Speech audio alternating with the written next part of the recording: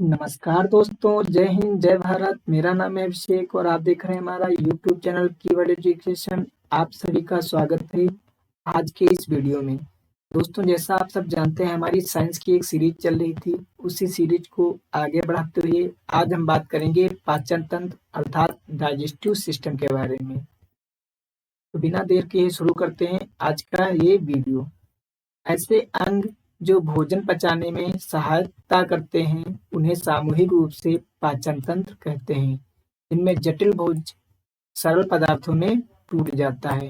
कहने का तात्पर्य ये है कि ऐसे अंग जो हमारे भोजन को पचाने में मदद करते हैं उन्हें हम सामूहिक रूप से क्या कहते हैं? पाचन तंत्र कहते हैं। और पाचन क्रिया में जटिल भोज पदार्थ सरल भोज पदार्थों में टूट जाते हैं।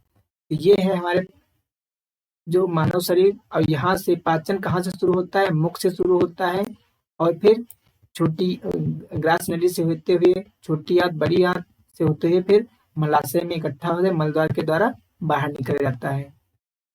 तो पाचन तंत्र दो भागों में बटा होता है। पहला है आहार नाल और दूसरा है उससे संबंधित जुड़ी पाचक ग्रंथियां। तो समझ लीजिए, यानी यहाँ से यहाँ तक लगा के ये जो पार्ट है इसको कहते हैं आहार नाल और इसी से कुछ ग्रंथियां लगी होती हैं, उनको हम क्या कहते हैं? पाचक ग्रंथियां। तो सबसे पहले बात करेंगे आहार नाल यानी एलिमेंट्री कैनाल के बारे में। यह मुख गुहा से प्रारंभ होकर गुदा तक रहता है। पाचन के समय भोजन आहार नाल में ही रहता है। आहार नाल की लंबाई लगभग 32 फीट, कहीं कहीं आपको 22 फीट भी लिखी मिल सकती है। तो इसको ऑप्शन के अनुसार आप टिक कर दीजिएगा। आहार नाल के अंतर्गत मुख गुहा, ग्रास नली, आमाशय, छोटी आंत, बड़ी आंत, मलाशय तथा गुदा आते हैं। तो आहार नाल में क्या क्या भाग आते हैं? सबसे पहले तो मुख, फिर उसमें ग्रास नली और आमाशय, छोटी आंत, बड़ी आंत, मलाशय तथा गुदा, ये भाग आहार नाल के अंतर्गत आते हैं। उसके बाद बात करेंगे आहार नाल में संबंधित पाचक ग्रंथियां यानी डाइजेस्टिव ग्लैंड। ये ग्रंथियां भोजन को पचाने वाले एंजाइम का निर्माण करती हैं।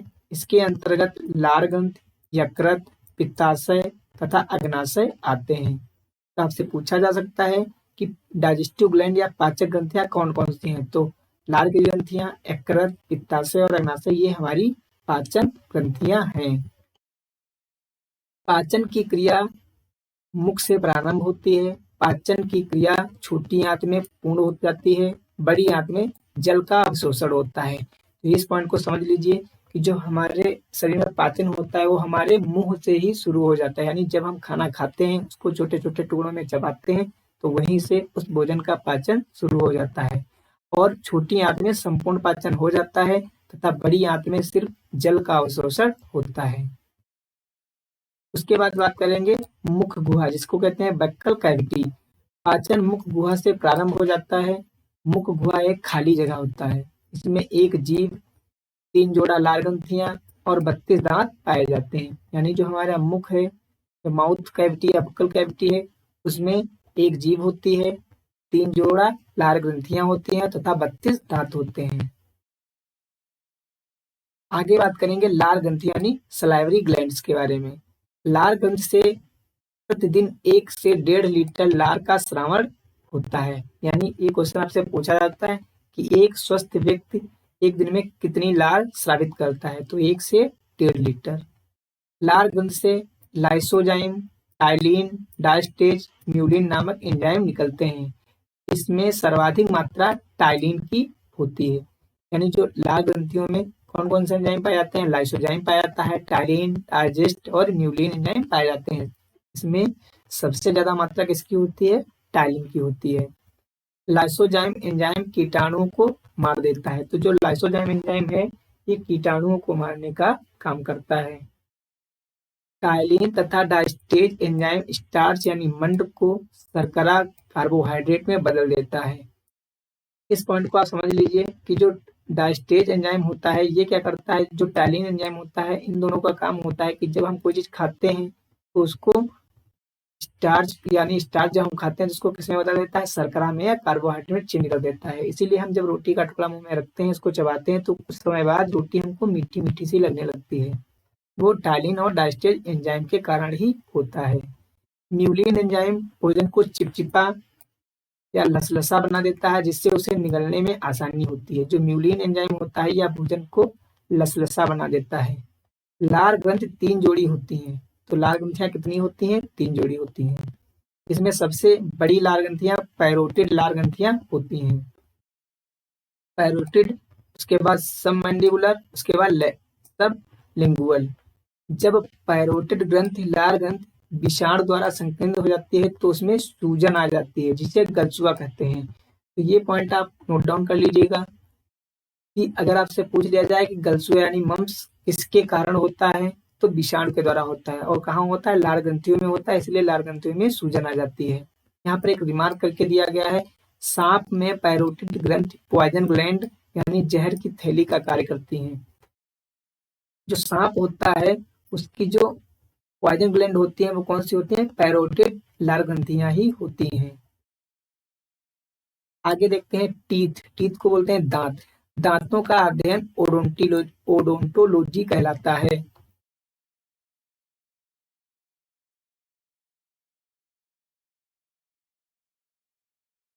दांत में कैल्शियम सर्वाधिक मात्रा में पाया जाता है। जो दांत होते हैं उनमें कैल्शियम की मात्रा सबसे ज्यादा होती है। दांतों के निर्माण में 85% योगदान कैल्शियम फास्फेट का होता है, 10% योगदान CaCO3 का होता है तथा 30 भाग कैल्शियम क्लोराइड का होता है। दांतों का क्षरण या टूट फूट फ्लोरीन के कारण होती है। तो ये क्वेश्चन आपसे पूछा जा सकता है कि हमारे दांतों की टूट फूट किसके कारण होती है? तो फ्लोरीन के कारण होती है। मानव दांत के 2 परत या लेयर होती हैं। बाहरी परत को एनेमल कहते हैं, जबकि आंतरिक परत को डेंटाइन कहलाता है। यानी जो मानव दांत होता है उसमें 2 लेयर होती हैं, एक बाहर की लेयर जिसे एनेमल कहते हैं, एक अंदर की लेयर होती है जिसे डेंटाइन कहा जाता है। मानव शरीर का सबसे कठोर भाग दांत का इनेमल होता है, जो कैल्शियम फास्फेट का बना होता है। इनेमल दांतों की रक्षा करता है। तो मानव के शरीर का सबसे कठोर भाग कौन सा होता है? दांतों का इनेमल होता है। तो ये है दांत की संरचना। ये जो ऊपर पार्ट चढ़ा हुआ है सफेद सफेद सा दिख रहा है, ये है दांत का इनेमल। और ये अंदर जो डॉट डॉट करके भरा हुआ है इसे कहते हैं डेंटाइन। इसी में अंदर ब्लड कैपिलरीज होती हैं, यानी उनकी पाइपें लगी होती हैं।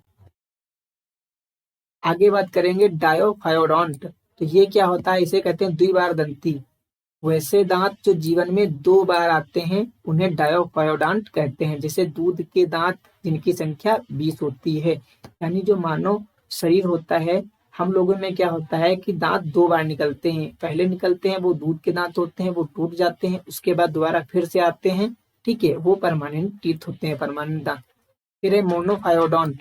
वैसे दांत जो जीवन में केवल 1 बार ही निकलता है उसे मोनोफायोडोंट कहलाते हैं। जैसे अकल की दाढ़, हम लोगों में जो अकल की दाढ़ होती है वो 1 बार ही निकलती हैं और उनके टूटने पर वो दोबारा नहीं आती।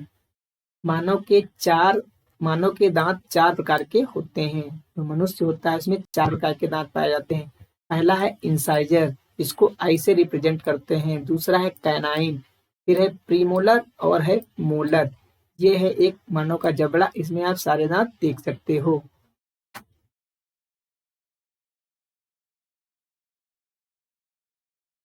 सबसे पहले देखते हैं इंसाइजर, इसको कहते हैं कृंतक। इसे नोज टीथ भी कहते हैं। यह भोजन को काटने के काम में आता है। मानव में इसकी संख्या 4 + 4 8 होती है, यानी 4 ऊपर के जबड़े में और 4 नीचे के जबड़े में। शाकाहारी जानवरों में इंसाइजर चौड़ा होता है। तो इंसाइजर को नोज टीथ कहा जाता है। और मानव शरीर में कितनी संख्या होती है? तो 8 संख्या होती है। 4 ऊपर के जबड़े में होते हैं और 4 नीचे के जबड़े में होते हैं। जो शाकाहारी जानवर होते हैं उनमें इंसाइजर दांत जो होते हैं वो काफी चौड़े होते हैं। उसके बाद बात करेंगे कैनाइन, जिनको कहते हैं रदनक। इसे आई टीथ भी कहते हैं। यह भोजन को चीरने फाड़ने का कार्य करता है। मानव में इनकी संख्या 2 + 2 4 होती है। मांसाहारी जानवरों में कैनाइन अधिक नुकीला होता है। पेनाइन दांत जो होते हैं इन्हें क्या कहते हैं, आई टीथ कहा जाता है। और यह मानव शरीर में 2 ऊपर के जबड़े में होते हैं और 2 नीचे के जबड़े में होते हैं। इन्हें क्या कहते हैं, आई टीथ। और ये जो मांसाहारी जानवर होते हैं उनमें ये चीरने फाड़ने के काम आते हैं, इसलिए उनमें ज्यादा नुकीले दांत होते हैं। उसके बाद अगला प्रकार है प्रीमोलर, जिसे कहते हैं अग्र चर्वणक। इसे चेक टीथ भी कहते हैं। यह भोजन को चबाने का कार्य करता है। बच्चों में यह बिल्कुल भी नहीं पाया जाता। वयस्क में इसकी संख्या 4 + 4 8 होती है। यानी कि प्रीमोलर होते हैं या बच्चों में अनुपस्थित होते हैं। और मनुष्य में कितने पाए जाते हैं, 8 होते हैं, 4 ऊपर के जबड़े में और 4 नीचे के जबड़े में। आगे है मोलर, जिसको कहते हैं चर्वणक। इसे विजडम टीथ भी कहते हैं, मतलब अकल की दाढ़ भी कहते हैं। इसका भी कार्य भोजन को चबाना है। बच्चों में अंतिम मोलर यानी थर्ड मोलर नहीं पाया जाता। वयस्क में इसकी संख्या 6 + 6 12 होती है। अर्थात चारों प्रकार में सर्वाधिक संख्या मोलर पाया जाता है। यानी जो वयस्क मनुष्य होता है उसमें 6 ऊपर के जबड़े में और 6 नीचे के जबड़े में, यानी 12 दांत मोलर ही होते हैं। और बच्चों में थर्ड मोलर नहीं पाया जाता है।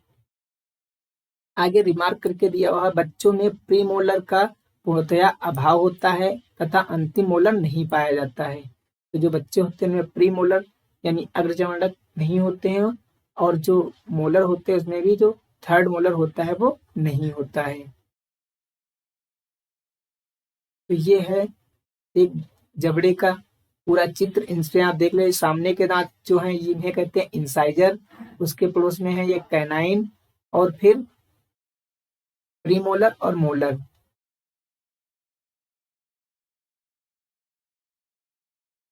आगे देखते हैं, बच्चों में कुल 20 दांत टूटने के बाद दोबारा निकलते हैं। तो ये क्वेश्चन आपसे कई बार पूछा भी गया है कि ऐसे कितने दांत होते हैं जो टूटने के बाद दोबारा निकलते हैं। तो 20 दांत, जिन्हें दूध के दांत कहा जाता है। इस 20 दांतों को दूध के दांत कहते हैं। दूध के दांत 12 वर्ष की अवस्था तक पूर्णतः टूट चुके होते हैं और दोबारा नए दांत निकलना प्रारंभ हो जाते हैं। इस प्रकार मानव जीवन में दांतों की कुल संख्या 20 + 32 = 52 होती है। यानी एक बार में पहले 20 निकलते हैं, फिर वो टूट जाते हैं, उसके बाद 32 निकलते हैं, वो हमेशा के लिए रहते हैं। तो कुल संख्या कितनी होती है, 52, लेकिन एक बार में 20 और फिर दोबारा 32। पक्षियों के चोंच दांत का ही रूपांतरित रूप है। जो पक्षियों की चोंच होती है वो दांतों का ही एक रूपांतरित रूप होता है। हाथी का बाहर निकला दांत ऊपरी जबड़े का सेकेंड इंसाइजर होता है। तो ये बात आप ध्यान रखिएगा, जो हाथी में दांत बाहर निकला होता है उसको क्या कहते हैं, टस्क कहते हैं। और यह सेकेंड इंसाइजर होता है। ये है मनुष्य का डेंटल फार्मूला ICPM-M और बटा ICPM-M, यानी 21/23, 21/23 ठीक। और बच्चों में क्या होता है, 2102/2102। तो ये फार्मूला आप याद रखिएगा। आगे बात करते हैं, दंत सूत्र द्वारा दांतों का 1/4 भाग ही दिखाई देता है। जानवरों में ऊपरी जबड़ा में दांत नहीं होते। जो जानवर होते हैं उनके ऊपरी जबड़े में दांत नहीं होते। और ये जो दंत सूत्र होता है इसमें 1/4, यानी अगर ये जबड़ा है तो इसका सिर्फ 1/4 भाग ही दिखाई देता है, यानी ऊपर का, इधर का। मच्छर में 47 दांत होते हैं, जबकि गाय, भेड़ में 32 होते हैं।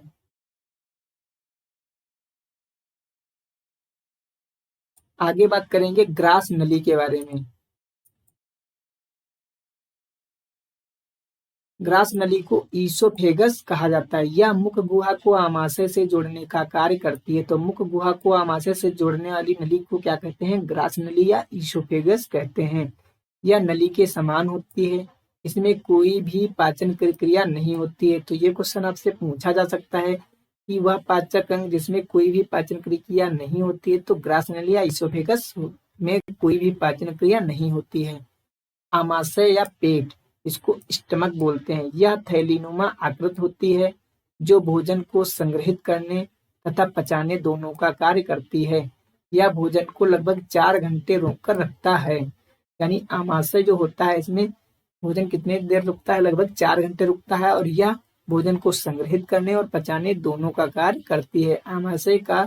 आमाशय के 3 भाग होते हैं, कार्डियक, फंडिक तथा पाइलोरिक। तो ये है हमारा आमाशय, इसी में ये है ग्रास नली द्वारा जुड़ा हुआ है और ये आमाशय, इसी में भोजन लगभग 4 घंटे तक इकट्ठा रहता है और इसमें पचता भी है।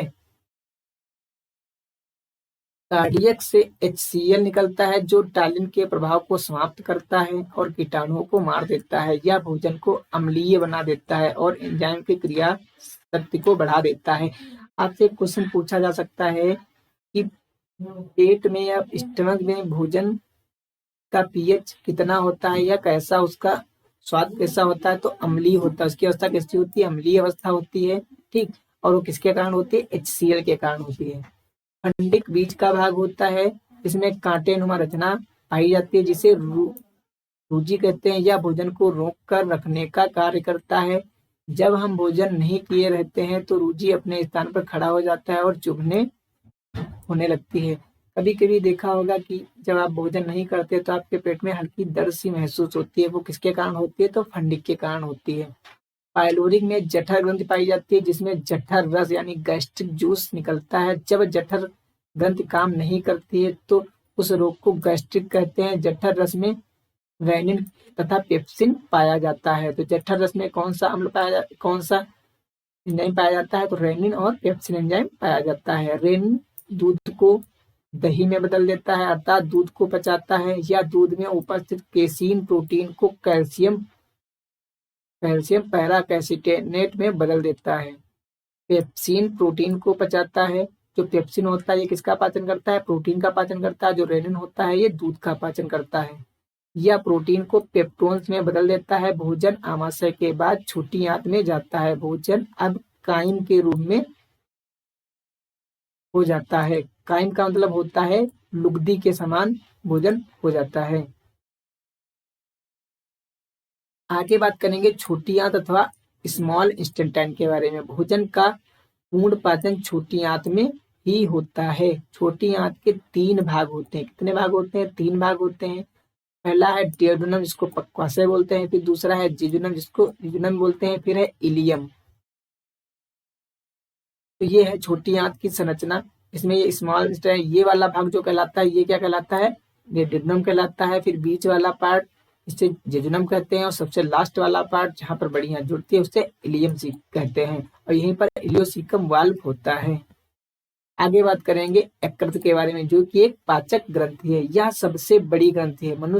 मनुष्य के शरीर की सबसे बड़ी ग्रंथि कौन सी है? यकृत है। इसका भार लगभग 1.5 kg यानी लगभग 1.5 किलो होता है। यह अपने क्षतिग्रस्त हिस्सों का पुनर्निर्माण स्वयं कर लेता है, यानी इसमें पुनर्निर्माण की क्षमता बहुत ज्यादा होती है। यकृत में पित्त यानी बाइल का निर्माण होता है। बाइल जूस का निर्माण कहाँ होता है? तो यकृत में ही होता है। आगे बात करेंगे पित्ताशय जिसको कहते हैं गैल ब्लैडर। इसमें यकृत द्वारा बनाया गया पित्त आकर जमा रहता है। इसमें पित्त का निर्माण नहीं होता है। तो ये क्वेश्चन आपसे पूछा जा सकता है कि पित्त रस का निर्माण कहाँ होता है? तो पित्त रस का निर्माण यकृत में होता है, न कि पित्ताशय में। पित्त रस सिर्फ पित्ताशय में इकट्ठा होता है। पित्ताशय यकृत के ठीक नीचे रहता है। पित्ताशय में जब स्टोन्स का निर्माण हो जाता है तो ठीक नहीं हो सकता, इसलिए पूरे पित्ताशय को काट के निकाल दिया जाता है। जब कभी भी आपके गॉल ब्लैडर या पित्ताशय में स्टोन्स बन जाती हैं, पथरी बन जाती हैं, तो वो ठीक नहीं होती, उन्हें काट कर निकालना ही पड़ता है। पित्त एंजाइम न होते हुए पाचन में भी सहायक है। जो पित्त रस होता है वो एंजाइम नहीं होता है, इसमें कोई एंजाइम नहीं होता, लेकिन फिर भी यह भोजन को पचाने में मदद करता है। पित्त भोजन को क्षारीय बना देता है। आप देखो, जब भोजन स्मॉल इंटेस्टाइन में आता है तो क्षारीय हो जाता है, जबकि पेट में था तो अम्लीय था, क्योंकि वहां पर HCl निकल रहा था, यहाँ पर पित्त रस मिल रहा है। क्योंकि पित्त रस जो होता है वो क्षारीय होता है। पित्त का पीएच मान 7.8 से 8.5 तक होता है। यह पित्त भोजन यानी कायम में उपस्थित वसा यानी फैट को तोड़ देता है, जिस क्रिया को पाचकीकरण यानी इमल्सिफिकेशन कहते हैं। तो पित्त रस होता है किसका पाचन करता है? तो जो फैट होती है, वसा होती है, उसका पाचकीकरण करता है। तो ये है हमारा यकृत और उसके जस्ट नीचे ये है हमारा पित्त। जिसे पित्ताशय कहते हैं। ये आहार नाल, आमाशय, अग्नाशय और ये डिग्नम, जेजुनम और इलियम, ये इसी में छोटी आंत में छोटी छोटी अंगुली नुमा संरचना लगी होती है, जिन्हें क्या कहते हैं, बिलाई कहते हैं। आगे है पक्वाशय, जिसे कहते हैं ग्रहणी या डेडुनम। यह छोटी आंत का पहला भाग होता है। आमाशय के बाद भोजन कायम ग्रहणी में जाता है। अब देखो, आमाशय के बाद भोजन कहाँ जाता है, तो ग्रहणी में जाता है, जहाँ उसमें पित्त मिलती है और यहीं पर पित्त रस आके मिल जाता है, वह क्षारीय बन जाता है और अब अब जो भोजन है वो अम्लीय अवस्था से क्षारीय अवस्था में आ जाता है। ग्रहणी में किसी भी प्रकार का एंजाइम नहीं होता, बल्कि इसमें दो प्रकार के हार्मोन पाए जाते हैं, कोलेसिस्टोकाइनिन और सिकेटीन। कोलेसिस्टोकाइनिन क्या होता है, यह पित्ताशय के पित्त निकालने या स्रावित करने के लिए उत्तेजित करता है, ताकि भोजन क्षारीय हो सके। यानी जब भोजन आहार नाल से होते हुए आमाशय और आमाशय से होते हुए हमारी छोटी आंत के डेडुनम वाले पार्ट में जाता है, तो यहाँ पर कोलेसिस्टोकाइनिन नामक एक एंजाइम, एक हार्मोन निकलता है, जो कि किसको प्रमोट करता है, तो वो पित्त को प्रमोट करता है कि वह पित्त रस निकाले। आगे है सिक्रेटिन, यह अग्नाशय को अग्नाशयी रस यानी पैंक्रियाटिक जूस को स्रावित करने के लिए उत्तेजित करता है, ताकि भोजन सरलता से पच सके। अब यहीं पर सिक्रेटिन का काम होता है, जो अग्नाशय होता है वहां से अग्नाशयिक रस निकालने के लिए उसे उत्तेजित करता है। आगे रिमार्क करके दिया हुआ है, अग्नाशय से 3 प्रकार के एंजाइम निकलते हैं। इन 3 को सामूहिक रूप से पूर्ण पाचक रस कहते हैं, क्योंकि यह भोजन के सभी अवयवों को पचा सकते हैं। पहला है ट्रिप्सिन, यह प्रोटीन को पचाकर पेप्टाइड में बदल देता है, यानी जो प्रोटीन है जिसको पेप्टोन कहते हैं, उसको किसमें बदल देता है, पेप्टाइड में बदल देता है। दूसरा है एमाइलेज, यह स्टार्च यानी मंड को शर्करा में तोड़ देता है। फिर है लाइपेज, यह पित्त द्वारा पाइसीगत यानी इमल्सिफाइड वसा को तोड़कर ग्लिसरॉल तथा वसी अम्ल यानी वसी अम्ल में बदल देता है। ट्रिक है, अग्नाशय में एंजाइम पूर्ण पाचक रस यानी लेट LAT यानी लाइवेज, एमाइलेज और ट्रिप्सिन। जेजुनम में पाचन की कोई क्रिया नहीं होती। अब देखो, जेजुनम वाला पार्ट जो होता है, यहाँ पर पाचन की कोई क्रिया नहीं होती। ग्रहणी और बाद में भोजन जेजुनम में जाता है और जेजुनम के बाद इलियम में जाता है। आगे बात करते हैं इलियम के बारे में। यह छोटी आंत का अंतिम भाग होता है, जहां से भोजन का पाचन तथा अवशोषण दोनों होता है। जो इलियम होता है, यहाँ पर भोजन का पाचन भी होता है और उसका अवशोषण भी होता है, जबकि जेजुनम में भोजन का किसी भी प्रकार का पाचन नहीं होता है, जहां से कई प्रकार के आंत रस यानी इंटेस्टाइनल जूस निकलता है। इन सभी आंत रस को सक्कस इंट्रिकस कहते हैं। तो सैकस इंट्रिकस किसे कहते हैं, जो आंत से जूस निकलता है उसी को कहते हैं। निम्नलिखित एंजाइम पाए जाते हैं। यहाँ पर कौन कौन से एंजाइम पाते हैं, उनके बारे में चर्चा कर लेते हैं। तो इरेप्सिन, यह प्रोटीन को पचाता है, या प्रोटीन यानी पेप्टाइड को अमीनो एसिड में बदल देता है। इससे पहले क्या हुआ, जहाँ पर डेडुनम में प्रोटीन को पेप्टाइड में बदला गया था, ठीक, अब यहाँ पर पेप्टाइड को अमीनो एसिड में बदला जाता है, यह तथा प्रोटीन का पाचन पूर्ण हो जाता है, और यहाँ पर प्रोटीन का पूरा पाचन हो जाता है। तो ये प्रोटीन थी, प्रोटीन को किसमें तोड़ा, पेप्टोन में, आमाशय में, उसके बाद पेप्टाइड में तोड़ा डेडुनम में, और फिर एमिनो एसिड में तोड़ा इलियम में।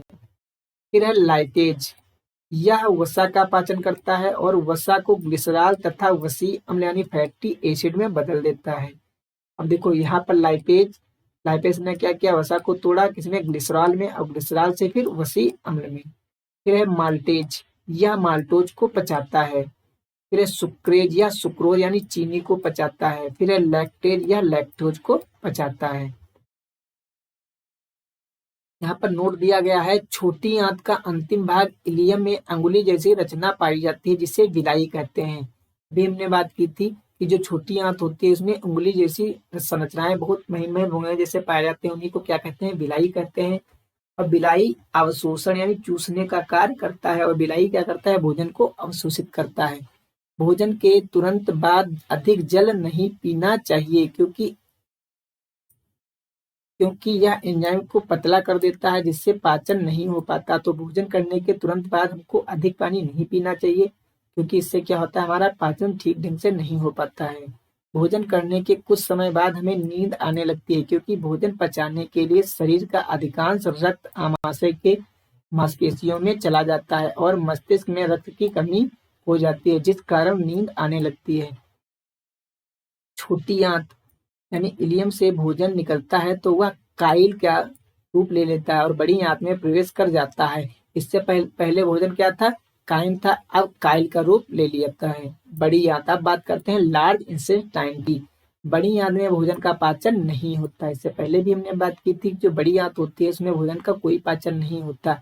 इसमें केवल जल का अवशोषण होता है, इसमें सिर्फ पानी अवशोषित किया जाता है और भोजन का नहीं। इसमें विटामिन बी का भी निर्माण होता है और बड़ी आंत में विटामिन बी का निर्माण होता है। बड़ी आंत के भाग हैं सीकम, कोलन और रेक्टम या मलाशय। छोटी आंत के बाद भोजन सीकम में प्रवेश करता है। सीकम पेट में दाहिने ओर होता है, जो दाहिने ओर का हिस्सा होता है वहां पर सीकम होता है। इसके नीचे अपेंडिक्स पाया जाता है।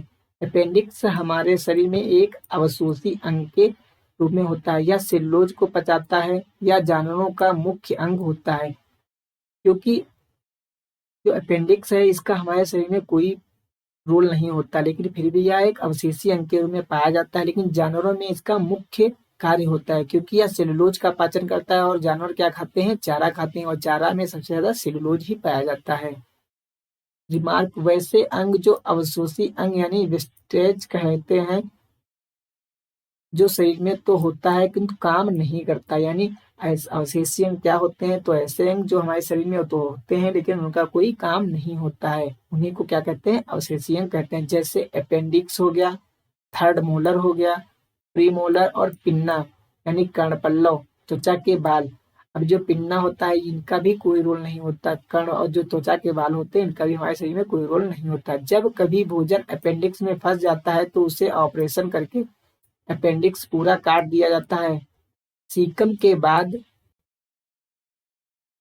कोलन प्रारंभ होता है, जिसमें जल का अवशोषण होता है। यानी जब कभी भी भोजन हम करते हैं और बाई चांस अगर भोजन अपेंडिक्स में चला जाता है तो फिर हमको बहुत ज्यादा दिक्कत होती है। ऑपरेशन करके डॉक्टर उस अपेंडिक्स को ही पूरा निकाल देते हैं। कोलन में ही म्यूकस का निर्माण होता है, जो पचे भोजन को चिपचिपा बना देता है। म्यूकस का निर्माण मलाशय यानी रेक्टम में अवशिष्ट पदार्थ जमा रहता है और गुदा के बाहर निकल जाता है। तो ये है हमारी बड़ी आंत की संरचना। यहाँ पर होता है ये अपेंडिक्स, ये है कोलन और ये है ट्रांसवर्स कोलन, ये डिसेंडिंग कोलन और ये सिग्मोइड कोलन। ये हो गया हमारा रेक्टम, यहीं पर भोजन इकट्ठा होता है। पाचन की क्रिया एक जल अपघटन की क्रिया है। पाचन की संपूर्ण क्रिया 5 अवस्थाओं में होती है। पाचन की क्रिया क्या है? जल अपघटन की, यानी यहाँ पर जल का अवशोषण होता है। पहला है अंतर्ग्रहण यानी इंजेक्शन। भोजन को निगलने की क्रिया को अंतःग्रहण या अंतर्ग्रहण कहते हैं। यानी जब हम भोजन खाते हैं तो उसी क्रिया को क्या कहते हैं? अंतःग्रहण कहते हैं। फिर है पाचन यानी डाइजेशन। भोज पदार्थ का छोटे छोटे तरल पदार्थों में टूटना पाचन कहलाता है। भोजन को जब हम निगलते हैं इसे अंतःग्रहण कहते हैं। उसके बाद भोजन को चबाते हैं और उसे पचाते हैं, इस क्रिया को क्या कहते हैं? पाचन कहते हैं। फिर होता है अवशोषण यानी अब्जॉर्प्शन। पचे भोज पदार्थों को कोशिकाएं जब सोख लेती हैं तो उसे अवशोषण कहा जाता है। और अवशोषण कहाँ पर होता है? तो हमारी छोटी आंत में होता है।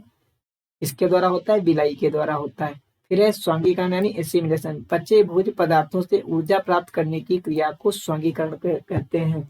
जब हमारा भोजन पचता है तो उसे हमारे शरीर की कोशिकाएं सोख लेती हैं और उससे क्या होता है? ऊर्जा लेती हैं। इसी क्रिया को क्या कहते हैं? स्वांगीकरण कहते हैं। फिर है मल परित्याग। पाचन के बाद पचे हुए अवशिष्ट पदार्थों को बाहर निकालने की क्रिया मल परित्याग कहलाती है। तो दोस्तों ये थी आज की हमारी वीडियो। उम्मीद करता हूँ आपको ये सेशन अच्छा लगा होगा। अगर अच्छा लगा है तो आगे आने वाली हर वीडियो की नोटिफिकेशन पाने के लिए हमारे चैनल को सब्सक्राइब कर लीजिए और पास वाले बेल आइकन को भी क्लिक करिए। इस वीडियो को अपने सभी दोस्तों में शेयर कीजिए। फिर मिलते हैं अगली वीडियो में, तब तक के लिए धन्यवाद।